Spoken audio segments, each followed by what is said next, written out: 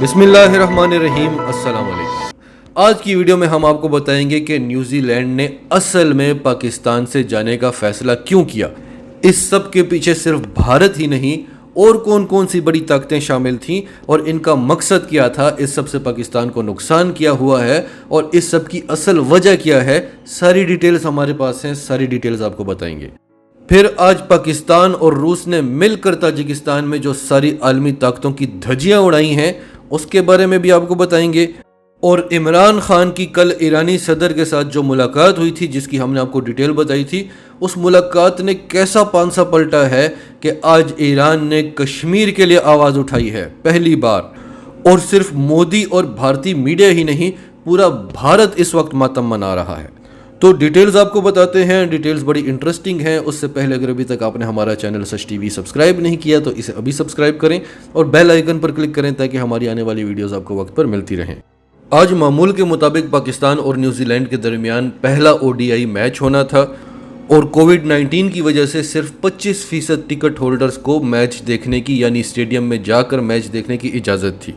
सबसे पहले तो टिकट होल्डर्स को अंदर जाने से रोक दिया गया और उन्हें बताया गया कि आप टिकट्स लेकर वापस घर चले जाएं। उसके बाद PCB चेयरमैन रमीज़ राजा की प्रेस कॉन्फ्रेंस होनी थी, वो भी मनसूख हो गई।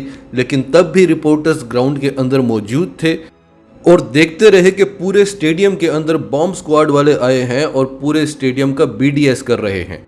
उनके पास बम तलाश करने वाले इक्विपमेंट्स भी थे और कुत्ते भी थे और पूरे स्टेडियम के एक एक इंच को मुआयना किया गया।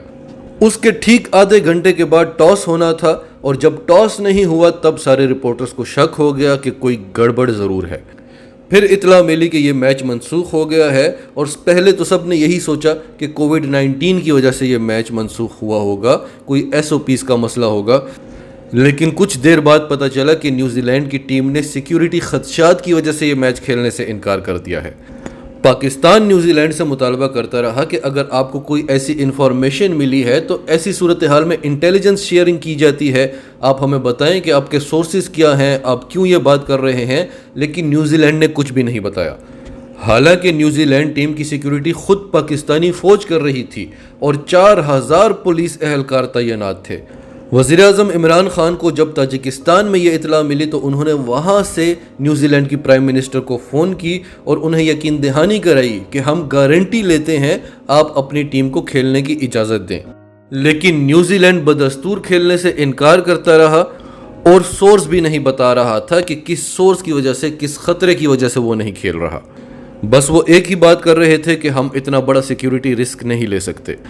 फिर इतलात ये मिली कि बरतानिया की खुफिया एजेंसी ने न्यूजीलैंड को रिपोर्ट दी है। बरतानिया ने कहा कि हमें इस बारे में कोई इन्फॉर्मेशन नहीं है, हमने कोई ऐसी रिपोर्ट नहीं दी। इस सब के बाद इमरान खान ने रमीज़ राजा को कहा कि आप फौरी एक्शन लें, ICC में इनके खिलाफ केस करें। ये वो पाकिस्तान नहीं है जिसके साथ ये कुछ भी करते रहते थे और पाकिस्तान खामोश हो जाया करता था। इनको भारी नुकसान उठाना पड़ेगा। अब मज़े की बात यह है कि जिस तरह दासू डैम में चीनी इंजीनियर्स की बस पर हमला हुआ था और अभी पाकिस्तानी मीडिया के पास कोई खबर नहीं आई थी, भारतीय मीडिया सारी रिपोर्टिंग कर रहा था। भारतीय मीडिया को सब कुछ पता था। इसी तरह आज भी हुआ। पाकिस्तान से पहले भारतीय मीडिया ने रिपोर्ट किया कि न्यूजीलैंड की टीम सिक्योरिटी खदशात की वजह से आज का मैच नहीं खेलेगी। इस सब के पीछे अगर कहा जाए कि भारत का हाथ है तो वो कहना गलत नहीं होगा, लेकिन सिर्फ भारत नहीं, इसमें बहुत सारी ताकतें शामिल हैं। इसके बारे में आगे चल के बताते हैं। पहले आपको बताते हैं कि पाकिस्तान को नुकसान क्या हुआ है। क्या पाकिस्तान को सिर्फ एक मैच का नुकसान हुआ है या एक सीरीज़ का नुकसान हुआ है? तो नहीं, पूरी दुनिया की क्रिकेट टीम्स को ये बताने की कोशिश की गई है कि पाकिस्तान अनसेफ है, पाकिस्तान ख़तरनाक मुल्क है। इतना ख़तरनाक कि मैच से कुछ ही देर पहले न्यूजीलैंड को वापस जाना पड़ा मुल्क छोड़कर। और उसका रिजल्ट क्या निकला कि बरतानिया ने भी ऐलान कर दिया है कि अगले 48 घंटे में हम ये फैसला करेंगे कि दिसंबर में जो हमने पाकिस्तान में जाकर सीरीज़ खेलनी थी वो खेलें या ना खेलें। इसके अलावा पूरी दुनिया के जो इन्वेस्टर्स हैं, जो पाकिस्तान में इन्वेस्ट करना चाहते हैं, वो भी पाकिस्तान को अनसेफ और दहशतगर्द मुल्क मानकर पीछे हट सकते हैं। तो असल में ये पाकिस्तान को सज़ा दी जा रही है, पाकिस्तान को आइसोलेट करने की कोशिश की जा रही है। اس میں صرف بھارت کا نہیں، نیوزی لینڈ کی خفیہ ایجنسی کا بھی ہاتھ ہے، اس میں تمام عالمی طاقتوں کا ہاتھ ہے۔ تمام عالمی طاقتیں پاکستان کو سزا دینا چاہتی ہیں، پاکستان کو آئسولیٹ کرنا چاہتی ہیں، اور خاص طور پر جتنی بھی خفیہ ایجنسیاں ہیں عالمی طاقتوں کی، وہ سب اس وقت پاکستان کے خاص طور پر ISI کے خلاف ہیں۔ کیونکہ افغانستان میں جو جنگ ہو رہی تھی، ایک تو وہ جنگ ہوتی ہے جو دکھائی دیتی ہے، جو فوجیں لڑ رہی ہوتی ہیں۔ اصل جنگ خفیہ ایجنسیاں لڑ رہی ہوتی ہیں جو کسی کو نظر نہیں آتی، اور وہ جنگ کس نے جیتی ہے اس بات کا پتہ تب چلتا ہے جب جنگ کا فیصلہ اس ملک کے حق میں ہوتا ہے جس ملک کی خفیہ ایجنسی وہ جنگ جیت گئی ہوتی ہے۔ تو اس حساب سے ساری دنیا کا یہ ماننا ہے کہ افغانستان کی جنگ پاکستان نے جیتی ہے، اور پاکستان نے نہ صرف امریکہ بلکہ تمام عالمی طاقتوں کو ہرایا ہے۔ اس چیز کا بدلہ لیا جا رہا ہے پاکستان سے۔ پھر 2 روز پہلے ہم نے آپ کو بتایا تھا کہ امریکہ کے ڈیفنس سیکرٹری اینٹونی بلنکن نے اپنے خطاب کے دوران پاکستان پر کیا الزامات لگائے ہیں اور پاکستان کو کیا دھمکیاں دی ہیں کہ وہ افغانستان کو تسلیم نہ کرے، اور اس کا پاکستان نے جو ان کو کرارا جواب دیا ہے۔ امریکہ میں بیٹھے ہوئے پاکستانی سفیر نے، چین میں بیٹھے ہوئے پاکستانی سفیر نے، دفتر خارجہ نے، اور خود عمران خان نے CNN پر انٹرویو دے کر اینٹونی بلنکن کے تمام الزامات کو بے بنیاد قرار دیا اور امریکہ کو بری طرح سے بے نقاب کیا۔ اس کی ڈیٹیلز ہم آپ کو بتا چکے ہیں، تو اس کا غصہ ہے امریکہ کو۔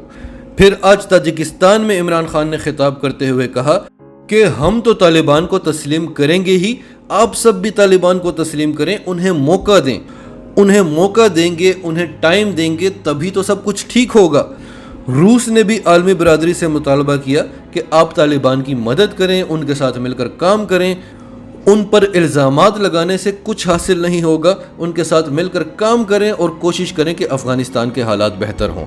تو آج تاجکستان میں پاکستان، چین اور روس پوری دنیا میں ڈومینیٹ کر رہے تھے، اور ایسا لگ رہا تھا کہ دنیا میں بس یہی 3 طاقتیں ہیں، مغرب، امریکہ، وہ سب ایک کونے میں بیٹھے ہوئے ہیں، اور بھارت جو SCO کا پرماننٹ ممبر ہے اس کی تو کوئی حیثیت ہی نہیں تھی۔ تو اس سب کے بدلے میں یہ اتنا تو کر سکتے تھے کہ یہ اپنی ٹیم واپس بلا لیں۔ پھر بھارت کو جو آگ لگی ہوئی ہے، بھارت کو تو اسی دن سے آگ لگی ہوئی ہے جس دن سے عمران خان اقتدار میں آئے ہیں۔ ہر روز بھارت پر ایک بڑا حملہ ہوتا ہے، لیکن آج جو ہوا بھارت کے ساتھ، ہم نے آپ کو بتایا تھا کہ کل عمران خان نے ایرانی صدر کے ساتھ ملاقات کی، اور جس طرح کے پچھلے ایرانی صدر کو عمران خان نے قائل کیا تھا، اسی طرح نئے ایرانی صدر ابراہیم رئیسی کو بھی قائل کرنے میں عمران خان کامیاب ہو گئے، اور ابراہیم رئیسی باقاعدہ شرمندہ تھے عمران خان کے سامنے، پاکستان سے شرمندہ تھے، اور انہوں نے عمران خان کو یقین دہانی کرائی کہ اب ایسا کچھ بھی نہیں ہوگا۔ اور باقی ساری ڈیٹیل ہم آپ کو کل کی ویڈیو میں بتا چکے ہیں۔ آج کیا ہوا؟ جب بھی کسی 2 ممالک کے بڑے لیڈرز کی ملاقات ہوتی ہے، اس کے بعد ایک آفیشیل اعلامیہ جاری کیا جاتا ہے دونوں لیڈرز کی طرف سے۔ تو پاکستان کے وزیر اعظم عمران خان اور ایران کے صدر ابراہیم رئیسی کی طرف سے آج ایک مشترکہ اعلامیہ جاری کیا گیا، جس میں کشمیر کی بات کی گئی، جس میں بھارت پر زور دیا گیا کہ وہ مسئلہ کشمیر کو حل کرے۔ پہلی بار ایران پاکستان کے ساتھ کشمیر کے معاملے پر کھڑا ہوا ہے، کیونکہ وہ پاکستان کو خوش کرنا چاہتا تھا جو پاکستان اس سے ناراض ہو کر بیٹھا ہوا ہے۔ اس کے بعد مودی اور پورا بھارتی میڈیا، بلکہ پورا بھارت پاگل ہوا تھا۔ تو ان تمام چیزوں کی سزا دینے کی پاکستان کو کوشش کی گئی، اور ہم آپ کو بار بار بتاتے ہیں کہ پاکستان جانتا تھا کہ اس طرح کی سزائیں پاکستان کو ملیں گی، لیکن ان سزاؤں سے پاکستان کو اتنا نقصان نہیں ہے جتنا نقصان افغانستان میں امریکہ اور بھارت کی موجودگی سے پاکستان کو ہو رہا تھا، اور پاکستان اس سب کا الٹرنیٹ ڈھونڈ کر بیٹھا ہوا ہے۔ بھارت جو کچھ کر رہا ہے اس کی حالت ایک اس جانور کی ہے جسے ذبح کر دیا جاتا ہے اور وہ اپنی آخری سانس سے لیتا ہوا تڑپ رہا ہوتا ہے۔ تو بھارت سے بدلہ لیا جائے گا، آپ آنے والے دنوں میں دیکھیں گے۔ پاکستان نے پہلے کبھی نہیں چھوڑا، تو اب تو پاکستان افغانستان کی طرف سے بھی فارغ ہو چکا ہے۔ ناظرین، آپ کی سب کے بارے میں کیا رائے ہے؟ کمنٹس میں اپنی رائے کا اظہار کرتے رہیں، اور اگر آپ ہمارے چینل پر نئے ہیں تو ابھی سچ ٹی وی کو سبسکرائب کریں، سچ ٹی وی فیملی کا حصہ بنیں، اور ہماری ویڈیوز پسند آئیں تو انہیں لائک کریں، شیئر کریں، تاکہ زیادہ سے زیادہ لوگوں تک یہ میسیجز پہنچتے رہیں۔